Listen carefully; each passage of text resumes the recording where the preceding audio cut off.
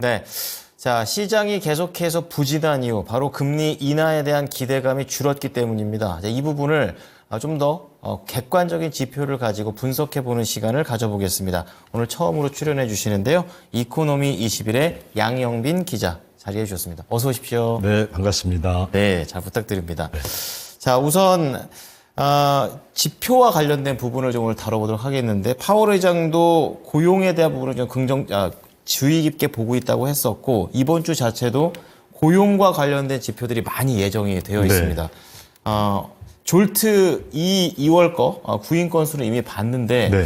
여전히 좀 견조한 것 같다. 아, 그렇죠. 예, 그런 부분이 있어가지고 금리 인하에 대한 그런 뭐 힌트라든지 이런 것들은 좀 그 지표 속에서 좀 자세히 볼 수 있는 건 있었는지 분석 좀 부탁드릴게요. 네, 일단 어제 저녁에 네. 그 졸트, 그러니까 구인, 구직 이 지표가 발표가 됐는데요. 네. 그 졸트 이제 그 홈페이지 그걸 발표하는 미국 노동통계국 홈페이지에 가서 보면은 네. 제일 먼저 두 개 지표가 딱 나와요. 그렇군요. 그게 이제 첫 번째가 구인율이 얼마냐, 그게 나오는데요. 예. 구인율이라는 거는 기업이 예. 이 근로자를 구인하는 그 비율을 말하는 건데, 그렇죠. 예. 그게 지금 이제 우리 그래프를 보시면은 2022년에 한 7.4%까지 증가했다가 예. 구인을 많이 하는 거잖아요. 그러니까 사람을 많이 뽑겠다 그런 네. 건데 이게 쭉 이제 감소하고 있었는데 최근 작년 7월부터 네. 그 추세가 이제 감소 추세가 멈추고 네. 그냥 이렇게 평탄하게 저기 빨간 상자 보이시죠? 어. 이렇게 유지되는 걸 볼 수가 있습니다. 큰 변화는 없다 정도로. 큰 변화는 없는 거죠. 아, 예. 예.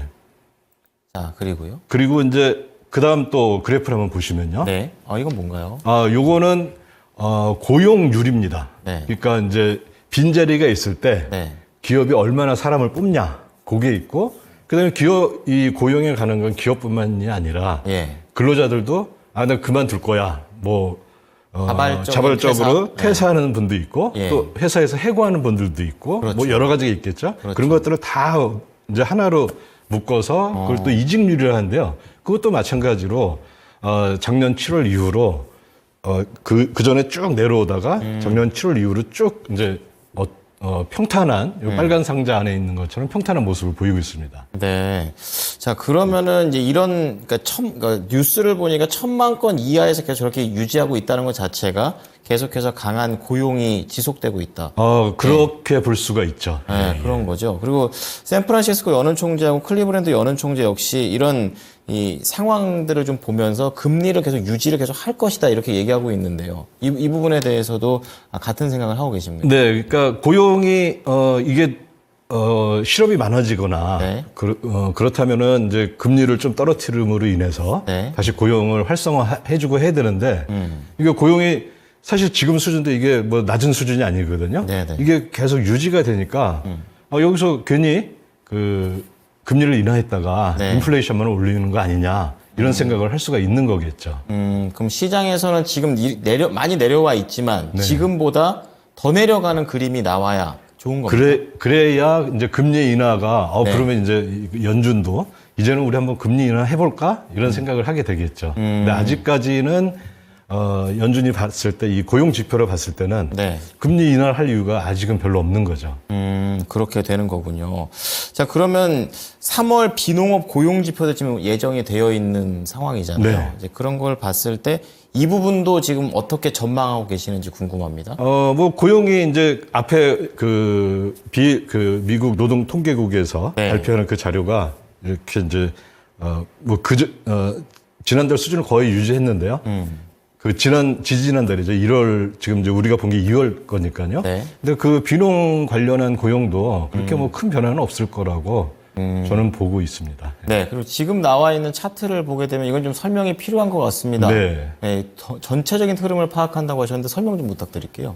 요거는 이제 이 베버리지 곡선이라는 건데요. 예, 예. 아마 요거를 좀, 처음 들어보는 분들도 많이 계셨을 텐데. 네, 저도 처음 들어봅니다. 네. 그러니까 아마 필립스 곡선은 많이 들어보셨을 거예요. 예. 실업하고 그렇죠. 그 물가의 관계를 그게 이제 서로 반비례한다 그런 건데 이거는 이제 필립스 곡선이 너무 안 맞다 보니까요. 좀 더 새로운 게 뭐가 있을까? 더 잘 맞는 걸로. 더 이제 네. 좀 더 직관적이고 그런 것들을 찾아본 게 뭐냐면 이 가로축은 실업률입니다. 네. 그러니까 실업률이 이제 오른쪽으로 갈수록 많아지는 거고요. 그렇죠. 그 다음에 이 세로축은 구인율입니다. 이게. 네. 그러니까 이제 기업이 얼마나 사람들을 이제 뽑을까 하는 그런 건데요. 가만히 생각해 보면은 구인율이 높으면은 네. 구인율이 높다는 건 뭐냐면은 실업하고 비교해 본다면은 사람들이 실업자가 별로 없다는 얘기잖아요. 그렇죠. 다 일하고 있다는 거죠. 다 일하고 있으니까 예. 기업들은 이거 빨리 생산을 더 해야 되는데 그렇죠. 그렇죠. 이 빈자리를 메꿔줄 사람이 없는 거예요. 그러니까 네. 이 구인율이 높아지고 임금이 높아지겠네요, 그러면. 그러면 이제 아무래도 임금 그 상승 압박이 생기겠죠. 그렇죠. 예. 그리고 또 반대로 실업률이 높다는 얘기는 뭐냐면은 네. 사람들은 막 일을 하고 싶은데 네. 일자리가 없는 거예요. 안 구하는군요. 안 구하는 게 기업에서 아니라 안 구하는 게 그렇죠. 아니고. 기업에서 이제 뽑지를 않는 거죠, 사람들을.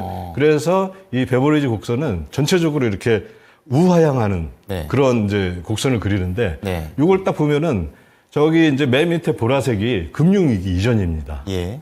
그러다가 그 옆에 있는 하늘색이 금융위기 시기고요. 예. 그게 지나고 금융위기 이후에 보면은 이 곡선 자체가 위로 이렇게 딱 올라간 거 볼 수가 있죠. 그 이 전에 녹색이요. 비해서 상대적으로. 예, 딱 올라갔다가 이 오렌지색이요. 네. 오렌지색 저 맨 왼쪽이 코로나 딱 터졌을 때거든요. 저게 두 번밖에 없어요. 그러니까 저기 왼쪽 끝에서 오른쪽 끝까지가 2개월밖에 안 걸린 시간이에요. 그래서 저게. 다른 거에 비해서 반듯한 거군요. 예, 좀. 예. 그냥 이제 실업률이 확 올라가니까. 그런 거죠. 확 올라가 버린 거죠. 그러다가 이제 코로나가 지나고 점차로 이제 경제가 회복되면서 이렇게 쭉 또 약간 평탄하게 오긴 했지만 결국에는 이제 이 우하향하는 커브를 그렇죠. 곡선을 따라서 움직였습니다. 그러다가 2023년 저 초쯤에 네. 저기 맨 왼쪽 끝에 있는 데까지 갔는데요. 네. 여기서 이제 전 세계 내노라 하는 대경제학자인 뭐 레리 서머스 이런 예. 분들 있잖아요. 예. 그런 분들이 엄청나게 틀린 그 예측을 하신 거예요. 뭐냐면은 이제 지금 실업률이 굉장히 낮은 상황이잖아요. 그렇죠. 그러면은 이제 앞으로 이 경제를 톤다운하기 위해서는 예. 그 실업률을 높여야 된다. 그리고 한 7%까지 높여야 된다고 실제 한 네. 1년 반 전에 그런 예상을 하셨거든요. 그런데 실제 경제가 보여준 건 뭐냐면 저 분홍색 사각형처럼 네. 밑으로 쭉 내리꽂았어요. 그럼 어떻게 해석해야 되나요? 저거는 뭐냐면은 구인율은 낮아지는데 예. 그 얘기는 뭐냐면 경제가 약간씩 톤다운 되는 거죠. 그러니까 좋아진다는 의미로. 좋아진다기보다도 그러니까 너무 이제 그 뜨거웠던 과열됐던 식는다. 것이 예. 이게 이렇게 쭉 줄어들었는데 보통 그게 그 필립스 곡선에 의하면은 실업률이 늘어나는 방식으로 이렇게 됐는데 저거 보면 실업률이 안 늘어났잖아요. 그렇죠. 실업률은 그대로 간 거고 저게 바로 흔히 말하는 소프트 랜딩을 의미하는 거였었죠. 연착륙이 저런 거군요. 예.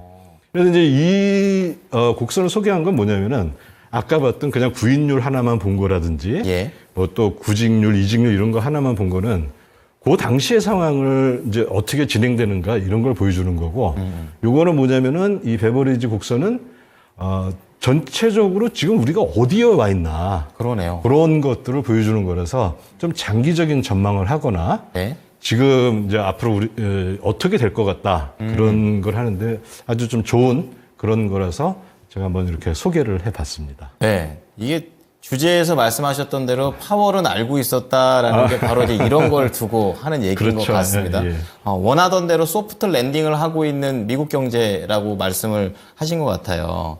자, 그러면 이제 파월 얘기가 나온 김에 또 발언 중에 고용과 관련해서 이제 쇼크가 나왔을 때 정책적 대응을 하겠다. 이제 그 말은 뭐 금리 인하를 좀 빨리 하겠다 뭐 이렇게 뭐 그런 해석했는데 거죠. 좀 예. 자세히 좀 들어보겠습니다. 예, 당연히 이제 그쪽의 연준 인사들이 하는 얘기는 네.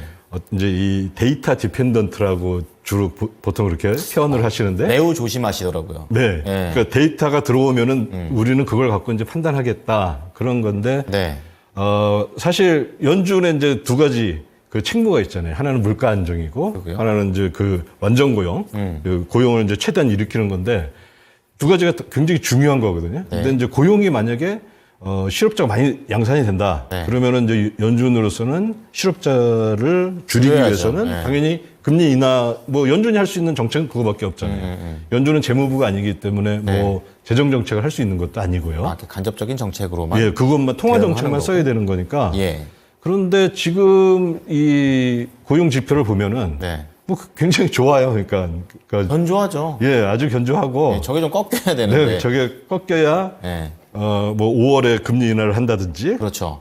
최소한 그 정도가 나올 텐데 지금 예전에는 뭐 5월 금리 인하 그 확률이라 그래야 되나요? 예. 시장이 바라보는 것들이 상당했었는데 지금 5월 금리 인하 확률은 뭐 5%밖에 안 되고 그렇더라고요. 보통 이제 6월로 가 있는데 네. 이것도 모르겠어요. 그러니까 그러면 더 뒤로 밀릴 수도 있다는 말씀이십니까? 뭐 그럴 수도 있고요.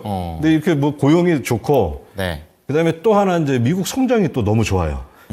그런 그 성장이 좋은데 인플레이션은 안 생기고 그렇죠. 그리고 고용은 건조하고 견조하고 인하할 필요가 없는 거죠. 그냥 가만히 있으면 되는 거죠. 그렇죠. 그러한 분위기로 가고 있다. 네. 그러면 앞으로 이제 4월에도 또 FOMC가 있을 예정인데 이 부분과 관련해서도 이제 이런 지표들 네. 계속 영향을 미칠 것 같습니다. 이번 주 고용 지표에서 봐야 될 부분 한 번 더 짚어주시고 마무리 지을게요. 네, 그러면 이제 당장 저건 이제 미국 그 시간이니까요. 네. 4월 3일 그 비농업 고용 이제 몇 명이 됐나? 서비스 쪽이죠.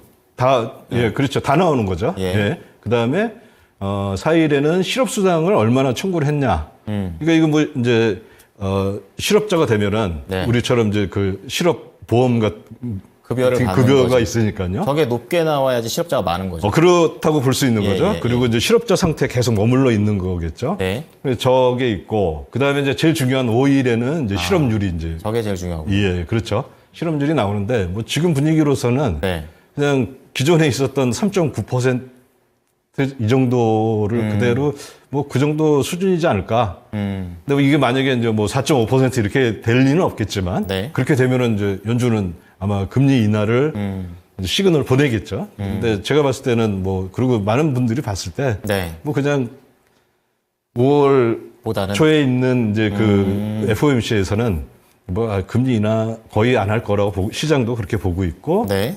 뭐 6월에서야 이제 할 수 있다 그렇게 보는 것 같습니다.